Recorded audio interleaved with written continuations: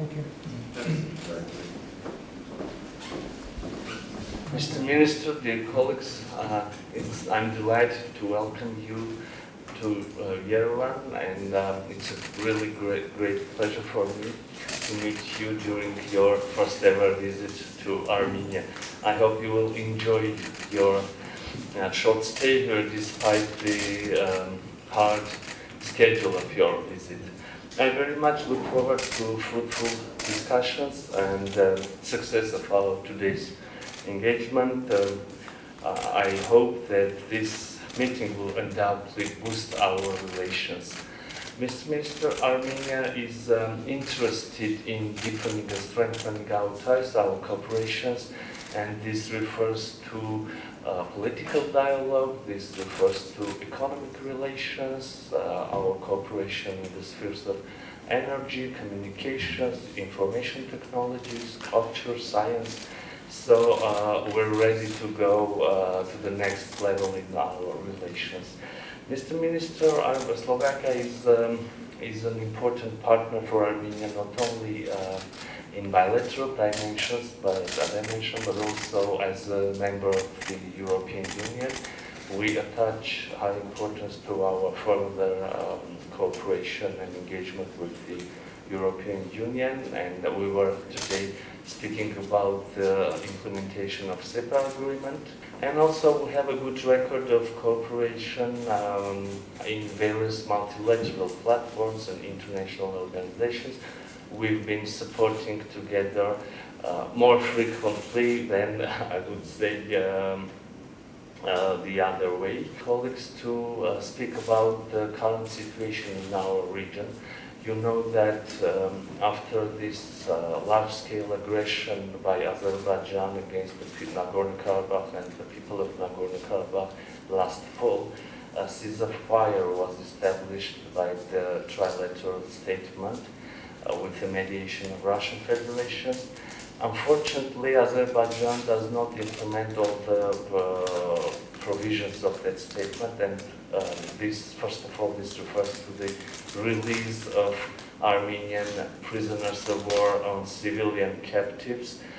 Despite this is not only a direct violation of these provisions of the statement, but also it obviously doesn't support the creation of an atmosphere where all the parties can sit around the table and peacefully discuss and try to find solutions to all the issues.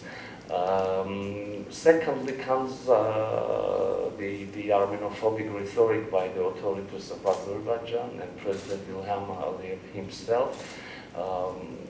We already had a chance to discuss the issue this morning, Mr. Minister, and this rhetoric already starts to contain even claims on the sovereign territory of the Republic of Armenia. And again, this doesn't support the creation of constructive atmosphere of dialogue and negotiations.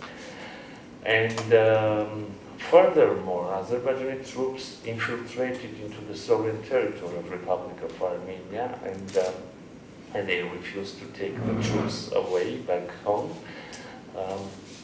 And the main problem with Nagorno-Karabakh issue in general, Azerbaijan now tries to create an impression that the conflict is over, which is not, of course, true. The conflict is not over because the main cause of the problem is not solved yet, and this is the following. People of Nagorno-Karabakh have the right to live secure, in a secure and free environment, and the only possibility of this is the state determining the status of Nagorno-Karabakh, and we can not consider the issue solved until the status is determined. But the only way to achieve this is negotiations, peaceful negotiations under the auspices of OSCE Minsk Group co-chairmanship. This is an internationally recognized format for this issue, for this conflict.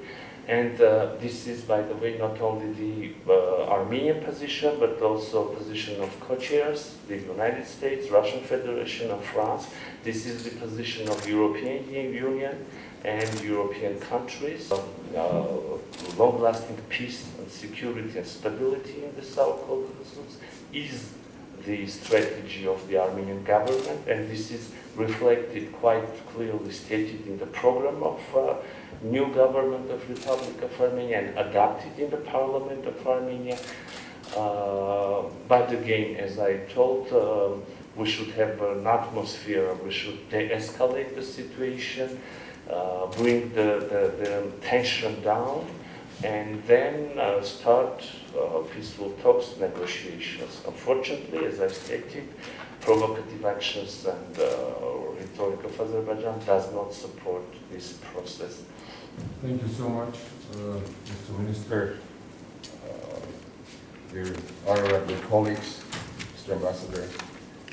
It's my pleasure to be here in Armenia, in Yerevan. I want to signal that Slovakia is interested in developing our relations in literally all areas.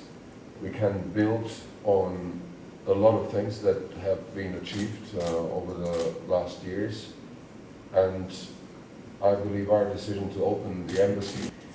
I too wanted to congratulate you on your appointment, and here also I have a note. I should congratulate you, which I'm doing wholeheartedly on the occasion of Independence Day of Armenia, which is on the 21st of September.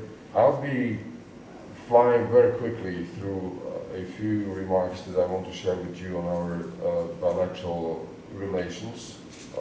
I believe that I want you and your colleagues to know that I'm the one who wants to move from a very good bilateral political relations which we're having to something that will be very tangible for our people.